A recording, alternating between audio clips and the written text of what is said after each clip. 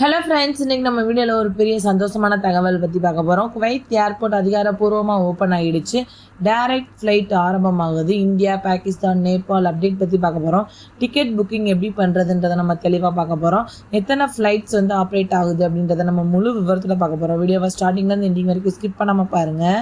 Friends, பிப்ரவரி 28க்கு பிறகு என்ன நடந்துச்சு அப்படின்னா, கல்ஃப் கண்ட்ரீஸில் பல இடங்களில் ஃப்ளைட்ஸ் பாதிக்கப்பட்டிருந்துச்சு. குவைத் ஏர்போர்ட் கம்ப்ளீட்டாக க்ளோஸ் ஆகிடுச்சு. துபாய், சவுதி, பஹ்ரைன், ஓமன் எல்லாம் ரீஓப்பன் ஆக ஆரம்பித்ததும் குவைத் மட்டும் டிலே ஆயிடுச்சு. அதனால மக்கள் சவுதி வழியாக டிராவல் பண்ண ஆரம்பிச்சுட்டாங்க. ரொம்ப செலவாச்சு, டைம் வேஸ்ட் ஆச்சு.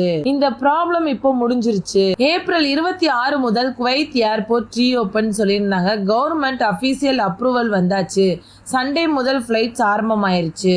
இது யாருக்கெல்லாம் பெரிய பெனிஃபிட்டா இருக்கும்னு பாத்தீங்கன்னா, குவைத் ரெசிடென்ட்ஸ், இந்தியர்கள், வேலைக்காக போறவங்க, விடுமுறைக்கு போறவங்க, அவங்க எல்லாருக்குமே ரொம்ப பெரிய ரிலீஃபா இருக்கும். இதுல முக்கியமான விஷயம் என்னன்னு பாத்தீங்கன்னா, ஃபுல்லா நார்மலா இன்னும் ஆகல. சில ரூட்ஸ் மட்டும் ஆரம்பமாயிருக்கு. லிமிடெட் ஃபிளைட்ஸ் மட்டும்தான் ஆப்ரேட் ஆகுது. குவைத்ல இருந்து இந்தியாவுக்கு 4 விமான நிலையங்களுக்கு நேரடி விமானங்கள் வாரத்துக்கு 3 முறை இயக்கப்படுது. அதே மாதிரி பாகிஸ்தானுக்கு வாரத்துக்கு 2 விமானங்கள் இருக்கு.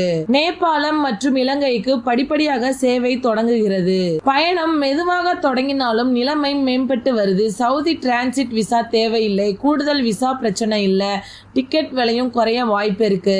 ஃப்ரெண்ட்ஸ், அதனால முன்கூட்டியே டிக்கெட்டை பதிவு பண்ணி 3 to 4 மணி நேரத்துக்கு முன்னாடியே நீங்க விமான நிலையத்துக்கு போகணும். டிராவல் பண்றதுக்கு தேவையான டாக்குமெண்ட்ஸை கரெக்டா எடுத்துட்டு அதிகாரப்பூர்வ தகவல்களை மட்டும் பின்பற்றி பாதுகாப்பாக பயணம் செய்யுங்க.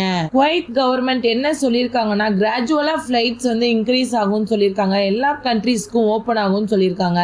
இன்னும் சில நாட்கள்ல ஃபுல்லாவே நார்மல் ஆயிரும். டிராவல் பண்றது ரொம்பவே ஈஸியா இருக்கும். ஜாப்ஸ் அண்ட் மூவ்மெண்ட் நார்மல் ஆயிரும். ஃப்ரெண்ட்ஸ், இன்னைக்கு நம்ம வீடியோல பார்த்த தகவல்கள் என்னென்னு பாத்தீங்கன்னா, குவைத் ஏர்போர்ட் ரீஓபன் பண்றது ரொம்பவே பெரிய ரிலீஃபா இருக்கும். டைரக்ட் ஃபிளைட் இருக்கிறது ரொம்ப உதவியா இருக்கும். இன்னும் சில லிமிடேஷன்ஸ் இருக்கு. இந்த வீடியோ உங்களுக்கு ரொம்பவே யூஸ்ஃபுல்லா இருக்கும்னு நினைக்கிறேன். மறக்காம நம்ம சேனலை சப்ஸ்கிரைப் பண்ணிக்கோங்க. தேங்க்யூ.